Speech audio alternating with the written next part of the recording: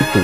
Saya tunjukin dari Yesaya bab 48 ada satu kata yang sangat amat menentukan apakah Natal kita mau istimewa atau tidak.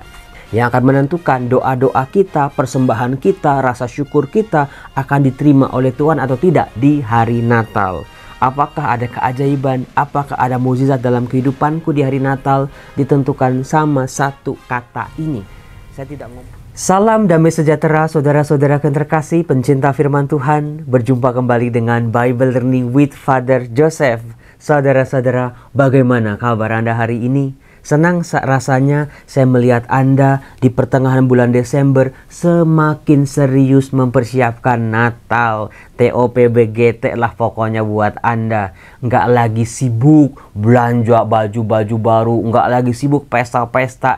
Tapi Romo, untung saya ikut Bible Learning, untung saya baca firman Tuhan sekarang. Jadi tahu yang paling utama adalah pembersihan diri. Hatinya, bagian dalamnya harus disiapkan. Jangan cuma sibuk pada hal-hal yang luar.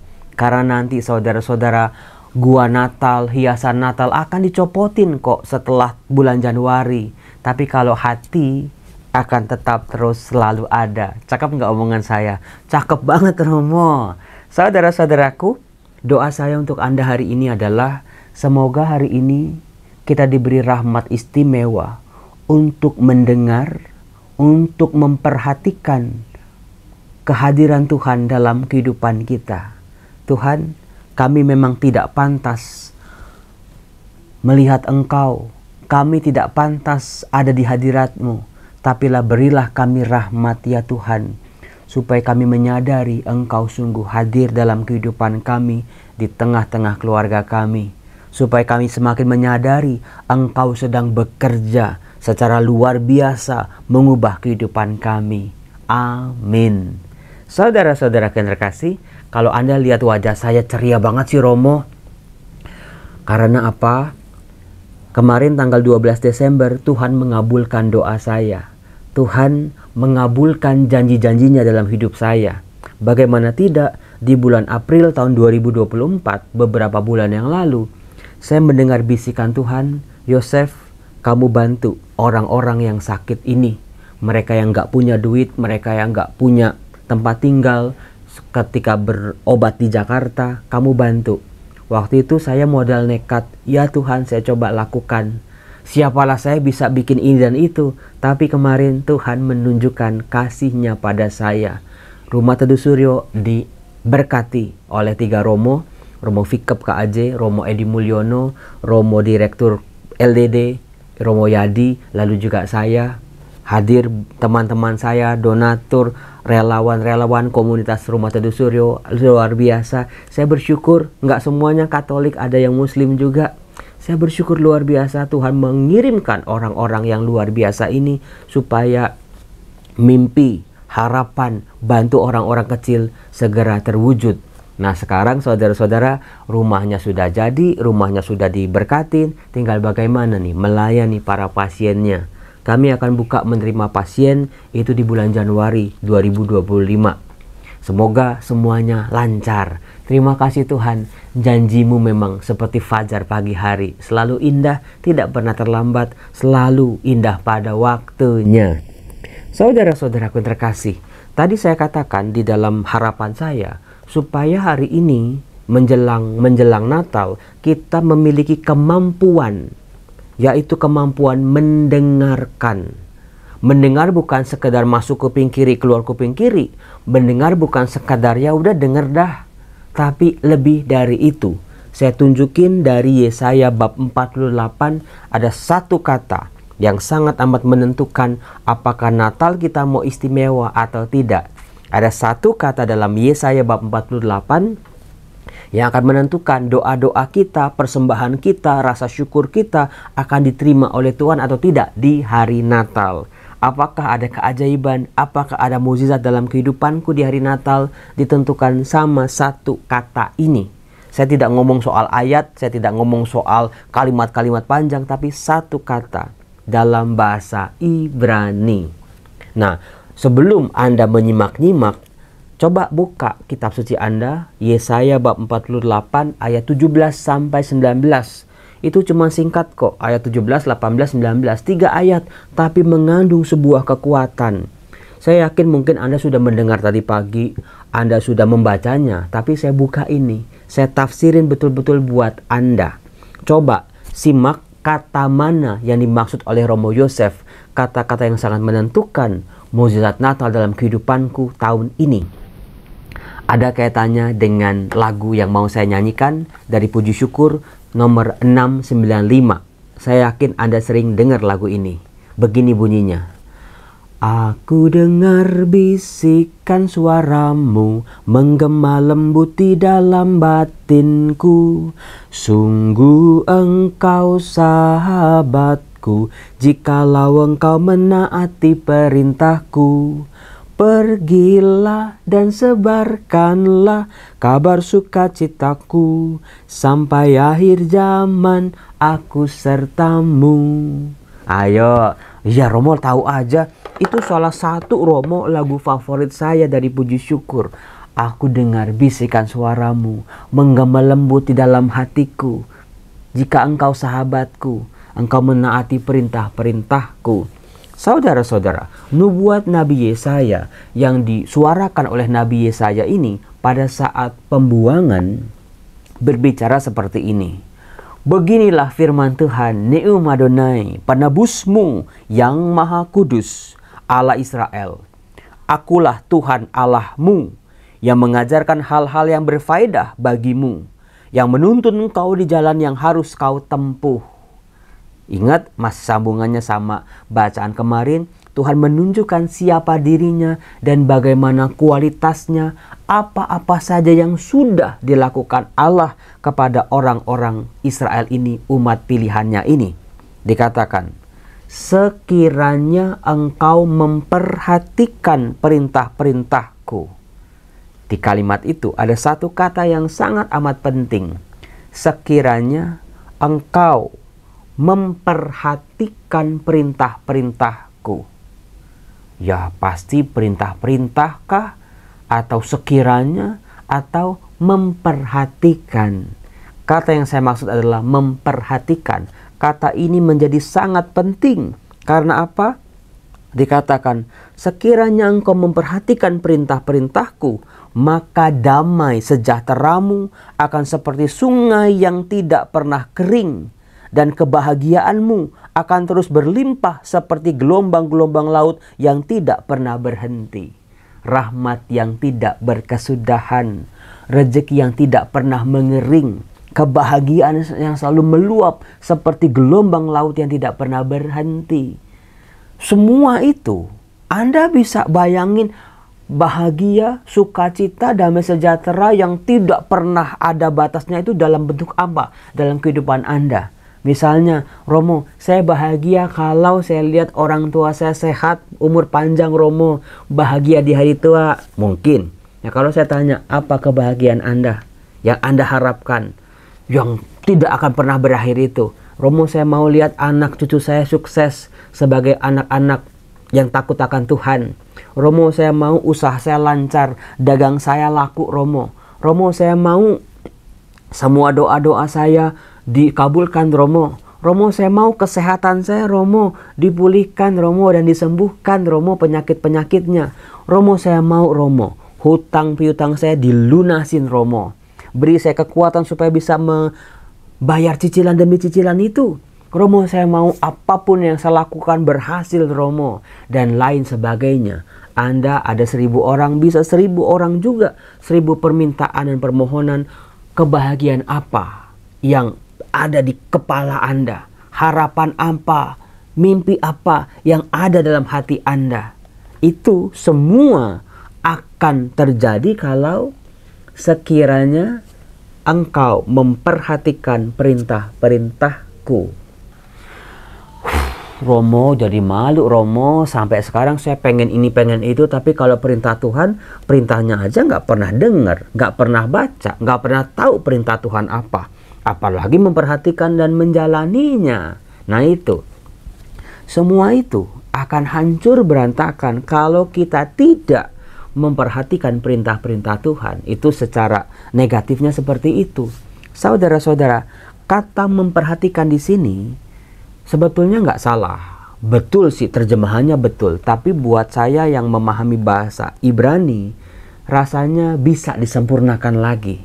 Tapi bahasa Indonesia yang paling pas itu ya memang memperhatikan.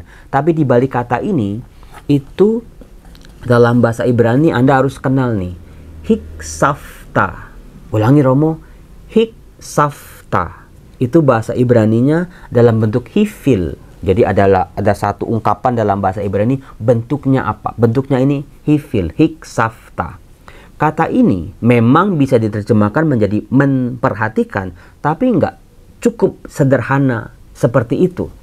Kata hiksafta adalah sebuah ungkapan kita mendengar, menangkap, memahami, mengerti, merasakan, mengalami sendiri, betul-betul hadir dalam kehidupan kita. Tapi hiksafta tidak berhenti sampai di sini. Setelah mendengar, memahami, merasakan, mengalami, dan lain sebagainya itu, dalam pikiran, dalam hati, terus apa reaksi kita selanjutnya? Ini yang paling penting. Mungkin kita banyak orang sudah mendengar sabda Tuhan, sudah membaca firman Tuhan, banyak orang mengerti firman Tuhan, banyak orang bisa tafsir sana, tafsir sini, bisa bahasa ini, bisa. Sudah bisa memahami, sudah bisa mengerti, sudah bisa merasakan dalam-dalam, sudah. Tapi itu semua belumlah hiksafta kalau kita cuek bebek. Kalau kita ya udah biarin aja deh, yang penting ngerti, yang penting paham buat diri sendiri. Kata hiksafta itu reaksi apa, tanggapan apa yang harus aku lakukan ketika aku memahami hal ini. Nah itu dia, banyak orang berhenti di sini. Maka keluarga-keluarga berantakan, cinta menjadi dingin, hubungan menjadi retak dengan Tuhan dan juga dengan sesama. Karena apa? Karena manusia berhenti cuma pada pemahaman, merasakan, dan mengalaminya saja. Kata hiksafta ini, sekiranya engkau memperhatikan perintah-perintahku, Romo, saya mau melakukan sesuatu setelah saya mendengar firman ini. Misalnya seperti itu. Misalnya seorang istri ngomel setiap hari. Buat suaminya, ini udah kayak kaleng rusak ini. Kayak kaset rusak, kayak kaleng rombeng. Anak dengar mamanya marah-marah, ngomel-ngomel. Itu sama juga. Aduh mamaku ini ngomongnya nggak berhenti-berhenti. Ngomel terus semua salah misalnya. Itu belum hiksafta. Tapi kata hiksafta ini, seorang suami melihat istrinya begitu. Apa yang harus aku lakukan? Reaksi yang terbaik apa yang bisa aku berikan? Oh, istriku ternyata cuma butuh dirangkul. Istriku cuma butuh dipahami, dihargai. Oh, mamaku pengen aku tuh seperti ini. Aku harus begini misalnya. Saudara-saudara terkasih, sadarkah Anda kemampuan manusia mendengarkan saja sudah sangat berkurang? Karena kalau kita lihat itu di jalan-jalan pakai headset, pakai headphone gitu ya. Gimana dia mendengar kiri kanannya. Lalu ketika orang curhat, orang cerita, orang sibuk sama handphone. Betul? Betul. Kemampuan manusia mendengar itu udah menurun sekian persen, saudara-saudara. Apalagi saudara-saudaraku, ketika kita membaca berita saja. Berita-berita bukan yang di koran, surat kabar, tapi berita-berita yang di handphone. Itu belum sempat kita pahami, belum sempat kita cerna, belum sempat kita klarifikasi itu betul atau tidak.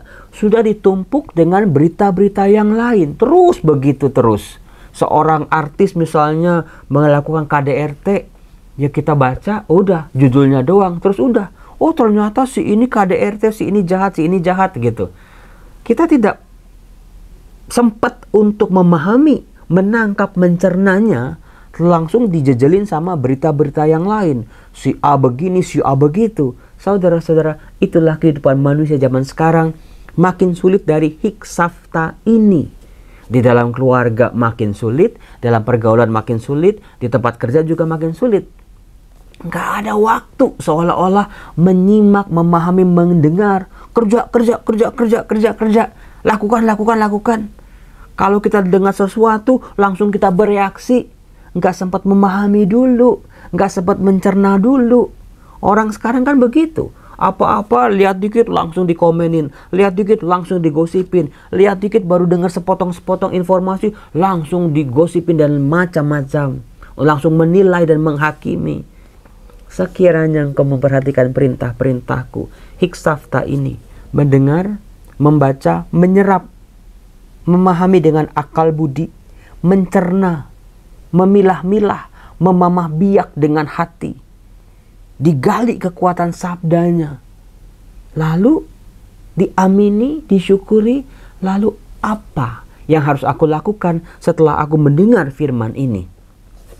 Romo Yosef nyanyi mengampuni, tahu sih pengampunan itu baik, tahu pengampunan itu penting, tahu luka-luka hati, kepahitan, tahu itu nggak bagus, tapi ya cuma sekedar mendengar, merasakan doang, nangis-nangis, habis itu ya udah, enggak melakukan tindakan selanjutnya.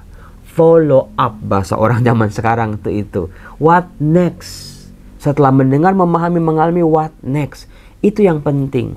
Kalau itu terjadi dalam kehidupan kita, kita semakin peka terhadap suara Allah, kita mendengar suara hati kita, bisikannya arahnya kemana, lakukan itu. Betul-betul, perjuangkan itu. Maka dikatakan damai sejahteramu akan seperti sungai yang tidak pernah kering, dan kebahagiaanmu akan terus berlimpah seperti gelombang laut yang tidak pernah berhenti. Maka keturunanmu akan seperti pasir, anak cucumu seperti kersik banyaknya, namun mereka takkan dilenyapkan atau ditiadakan dari hadapanku.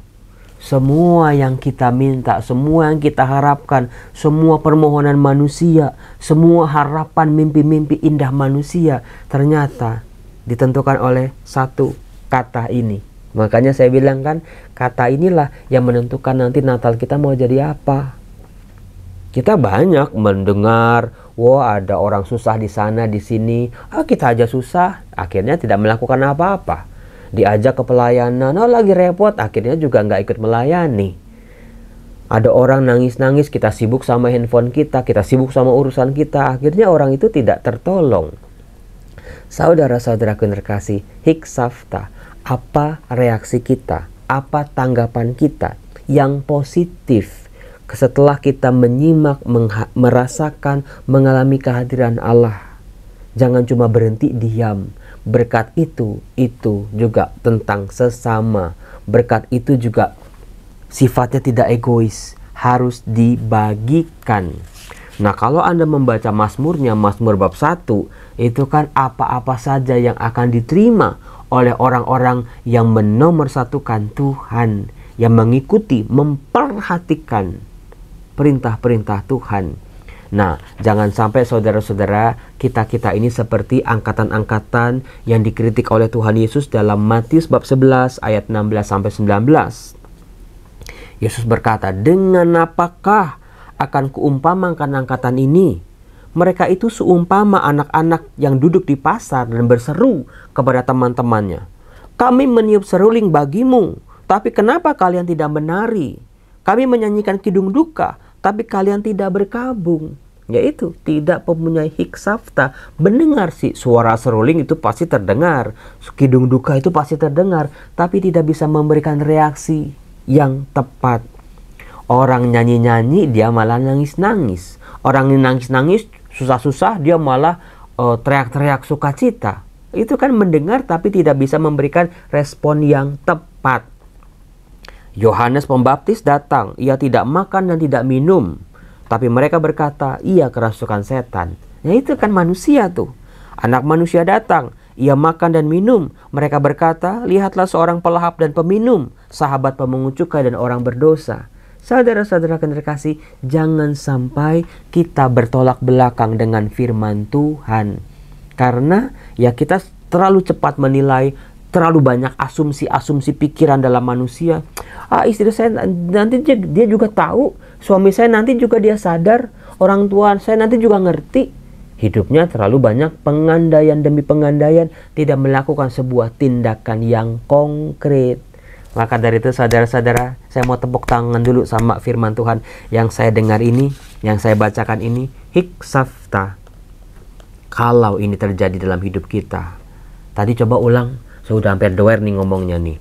Mendengar, membaca, menangkap, menerima, memahami, mengerti, merasakan, mencecap, memamah biak, mengalami sendiri firman Tuhan, perintah-perintahnya, lalu apa, tindakan apa yang tepat yang bisa aku berikan.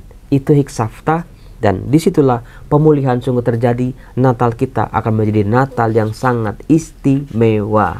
Saudara-saudara, matur nuwun, terima kasih. Semoga Tuhan memberkati kehidupan kita. Salam.